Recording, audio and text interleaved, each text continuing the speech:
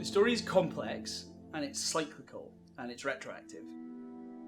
So things happen towards the end of the story that affect the beginning of the story. Parts of the story are deliberately interpretively open, and some of it's very structured, and it definitely happened this way. The story itself is not so important. I suppose it's trying to be about real life. It's about the motion and flux of real life rather than the reification and stasis that stories and histories create.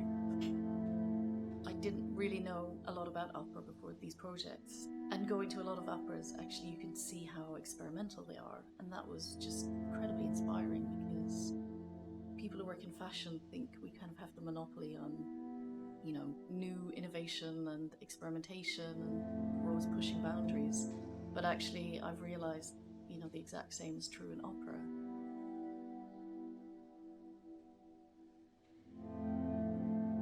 We live in a world which is created as incredibly alienated, individualistic individuals. Community interaction almost hurts some of us. It's not about going back, I think, to earlier forms of community, which also had their barbaric elements. The fascinating thing about art is it is literally a technology that combines individuals together within it, like a superintelligence. So that's basically the idea of the opera, in that over the course of the work, a map grows, a robe grows, a city grows, and at the same time, in the theatre, hopefully, between the people in the audiences, ourselves, the performers, all intersect with one another through this incredible technology, which is music, that combines our different perspectives, our different histories and biologies and beliefs and dreams together in this superintelligence, in this hyper-object. And that's magical. That pushes the world forward through its very creation.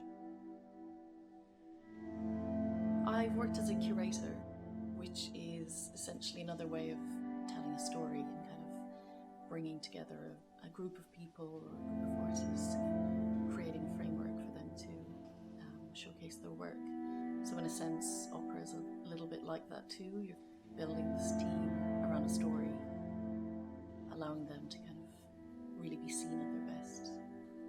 I think that's what good direction is about, really let people speak for themselves, and you know when to kind of hold things back or push them forward.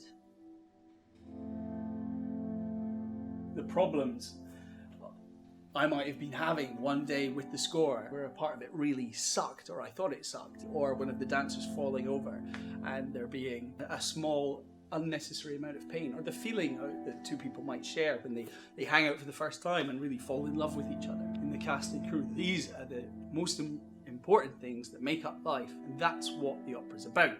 It's much more interested in the moments and the situations that the characters find themselves in, rather than the overarching narrative. The feeling of a cold glass on a hot day, for instance, rather than the great flux of history. You can't tell that story. It's impossible. So the opera is also about the failure of that. It admits it at the end. It says, we can't tell these stories. But I do believe everything that I said earlier about the only way that you make way for the utopia by